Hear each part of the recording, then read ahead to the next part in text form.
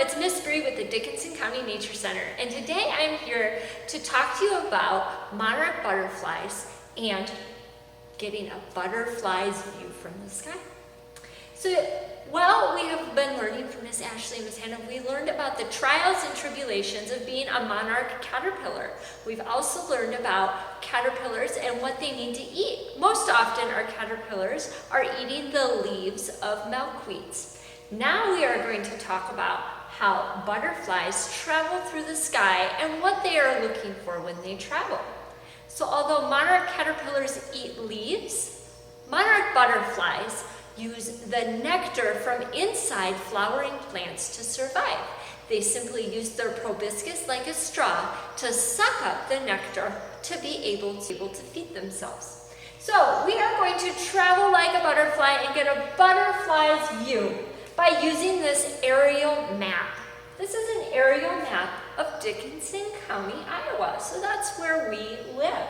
And as you can see here, we have the Okoboji Elementary School, we have the Spirit Lake Elementary School, we have Harris Lake Park Elementary, and Gretinger Terrell Elementary, all marked on the map.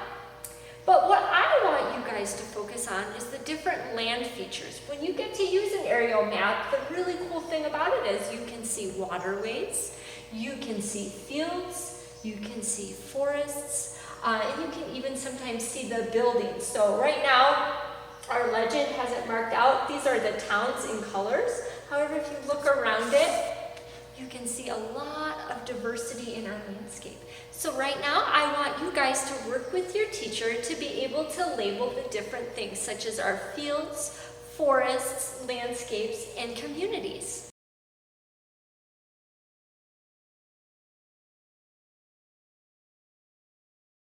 Now that you have looked at the Dickinson County map and evaluated different landscape features such as fields and forests, I want you guys to now use a map of your community. As you can see, this is a zoomed in version. Right here is Okoboji Elementary. First, I want you guys to start out labeling your different land features. So remember, look for rivers. I want you to look for grassy spaces. I want you to look for homes. And then after that, I will give you your next direction.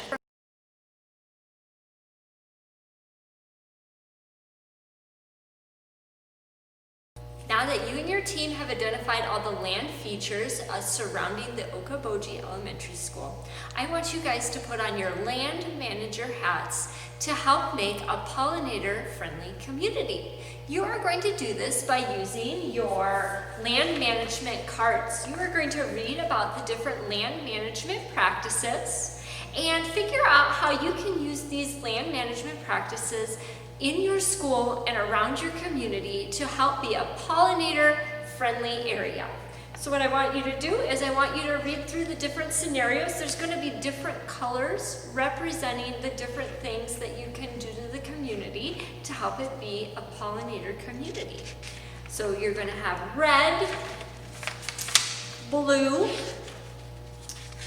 and green.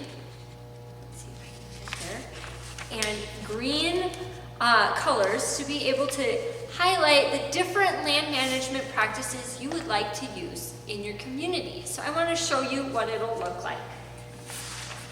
So this is the Spirit Lake Elementary School, and as you can see here, I used the different colors to represent what I want to happen within the community of Spirit Lake.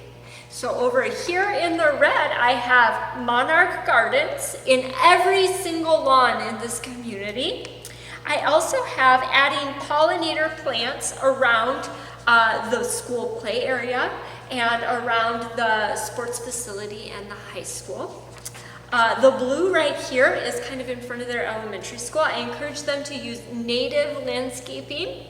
And then I also had them add a riparian buffer around the wetlands in the area. And then the black I have is a no-mow area. And when you read through your land management cards, you will realize the importance of all of these things, and you guys can make a unique plan for the Okoboji school area. So I want you guys to work together and create a beautiful pollinator-friendly community. But remember, remember, every action has a consequence. So think about the pros and the cons of your plans while you're creating this.